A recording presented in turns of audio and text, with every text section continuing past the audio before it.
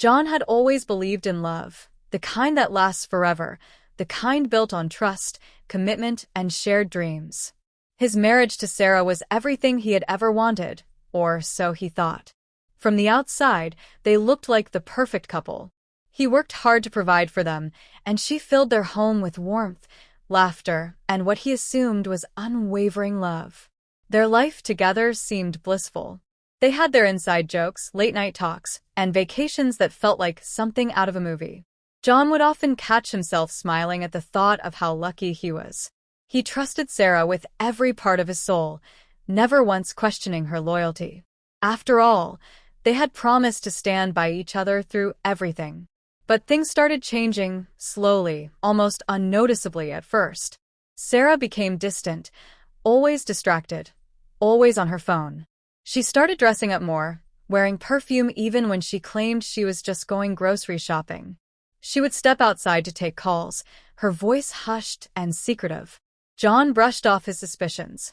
He convinced himself that Sarah was just stressed, maybe going through something she hadn't shared yet. He told himself not to be the jealous husband, not to overthink things. He had always trusted her, and he wouldn't stop now. Then the excuses started. She began coming home later than usual, claiming work meetings or catching up with old friends. When he asked to join, she dismissed the idea, saying it was just a quick gathering or something he wouldn't be interested in. One evening, John's best friend, Mark, casually mentioned seeing Sarah at a restaurant with someone else, a man. Mark hesitated before speaking, unsure if he should even bring it up. But John laughed it off. "She has male friends," he said. "It's probably nothing."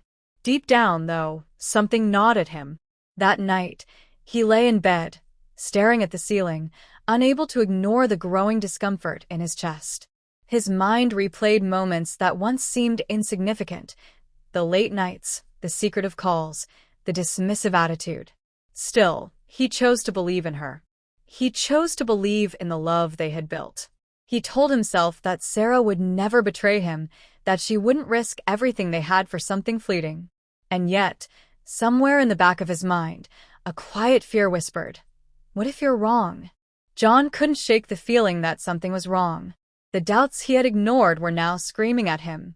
Every time Sarah's phone lit up, she would tilt it away. Every time he asked about her plans, her answers felt rehearsed. The pieces were adding up, but he still refused to believe the worst. Then, one night, Sarah told him she was meeting an old friend for dinner. She dressed carefully, her perfume strong enough to linger even after she left. Something inside John snapped. He grabbed his car keys and followed her, his heart pounding harder with every turn she made. She pulled into the parking lot of a dimly lit restaurant. John parked at a distance and watched as a man approached her. They embraced, too long, too intimate. Then, hand in hand, they walked inside. His stomach twisted, his hands gripping the steering wheel until his knuckles turned white. Minutes felt like hours. When they finally stepped out, John saw it. Undeniable proof. The way they looked at each other, the way her laughter was different, the way she kissed him. Not a polite kiss on the cheek, but something deeper, something meant only for lovers. John felt sick. He had spent years building a life with this woman, trusting her, loving her unconditionally. And in return, she had given her heart to someone else.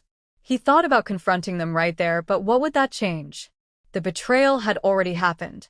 He drove home in silence, gripping the wheel so tightly that his hands ached. His mind replayed every memory, every moment that now felt like a lie. Had she ever truly loved him? Had he been nothing more than a convenient option while she sought excitement elsewhere? When Sarah came home later that night, she acted normal, as if nothing had happened. John sat in the living room, waiting. "How was dinner?" he asked, his voice calm, almost too calm. She hesitated, then smiled. "It was nice. Just caught up with an old friend." Something inside him snapped. "Lying must come easy to you now," he said, his voice steady despite the storm inside him. Her face changed. Fear. Guilt. And then something worse, defensiveness. "John, what are you talking about?" He pulled out his phone, showing her a picture he had taken from his car. A picture of her with the man, their hands intertwined. Her breath hitched. For a second, she looked ashamed. But then, her expression hardened. "You were spying on me?" she shot back, as if he were the one in the wrong. John felt his chest tighten. Even caught red-handed, she wouldn't apologize. She wouldn't beg for forgiveness. That's when he realized it wasn't just a mistake. It was a choice.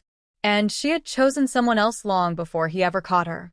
John sat in silence long after Sarah had gone to bed. The weight of betrayal pressed down on him, making it hard to breathe. He thought about their wedding day, the promises they had made, the love he thought would last a lifetime. It was all gone now, reduced to nothing but a painful memory. The next few days passed in a blur. Sarah didn't apologize. She didn't even try to make things right. Instead, she packed a bag and left, claiming she needed time to think. John didn't stop her. There was nothing left to save. At first, the emptiness was unbearable. The house, once filled with warmth, now felt like a hollow shell. He stopped eating regularly, barely spoke to anyone, and ignored calls from friends. The world moved on, but he remained stuck in that moment of betrayal, replaying it over and over. Mark showed up one evening, refusing to leave until John let him in. "You can't keep doing this to yourself," he said, forcing John to eat something. "She made her choice. Now you have to make yours." John wanted to argue, to say that moving on wasn't that simple. But deep down, he knew Mark was right. Sarah had destroyed their marriage, but he was the one keeping himself trapped in the past. So he made a decision. He cleaned the house, removed every trace of her, and focused on himself. He went back to the gym, pushed himself harder at work, and started doing things he had neglected for years. Each small step felt like a battle, but with every passing day, the pain loosened its grip. Then something unexpected happened. While grabbing coffee one morning, he met Emily. She was nothing like Sarah, calm, kind, and genuinely interested in him as a person. They started talking first as acquaintances, then as friends. John hesitated when he realized he was looking forward to seeing her. The scars of betrayal were still fresh, and the thought of trusting someone again scared him. But Emily never rushed him. She understood his hesitation and let things unfold naturally. For the first time in months, he laughed without forcing it. He started to believe that maybe, just maybe, love wasn't meant to be a painful lesson. One night, as they sat watching the city lights, Emily looked at him and said, "You deserve to be happy, John." And for the first time, he believed it. John had spent months rebuilding himself, piece by piece. The pain of betrayal no longer consumed him, though the scars remained. He had learned to live with them, to accept that some wounds never fully heal but instead become reminders of lessons learned. Emily had become a steady presence in his life. She never pushed, never demanded more than he was ready to give. Their bond grew naturally, built on trust and understanding rather than blind faith. She saw him for who he was, not as someone broken by the past, but as someone strong enough to rise from it. One evening, as they sat by the waterfront, Emily hesitated before speaking. "Do you ever think about her?" she asked softly. John exhaled slowly. "Not in the way I used to," he admitted. "I don't miss her. I miss who I thought she was." It was the truth. He had spent so long mourning a woman who had never really existed. The version of Sarah he had loved was a fantasy, one that shattered the moment he saw her with another man. And yet, without that betrayal, he wouldn't be here now, sitting beside someone who saw him as enough. A few weeks later, Sarah reached out. A message, simple and direct. "Can we talk?" John stared at his phone, debating whether to respond. Curiosity won for a moment, and he agreed to meet her. She looked different when they met, tired, regretful, searching for something she could no longer have. "I made a mistake," she confessed. "I thought I wanted something new, but I was wrong. I miss you, John." There was a time when those words would have broken him, would have made him desperate to take her back. But now they meant nothing. He wasn't the man she had left behind. He had built something new, something better. "I'm not angry anymore," he said. "But I'm not the same person either. And I don't want to be." Sarah's eyes filled with regret, but John didn't feel satisfaction in it. Just closure. He had already moved on, and no amount of apologies could change the past. That night, he met Emily for dinner. She didn't ask about Sarah, and he didn't bring it up. Instead, he reached for her hand, feeling something he hadn't in a long time: peace. Betrayal had broken him, but it had also set him free. He had lost something, but in the end, he had gained so much more. A new life, a love built on trust, and the understanding that sometimes the worst thing that happens to you is actually the best thing that could have ever happened.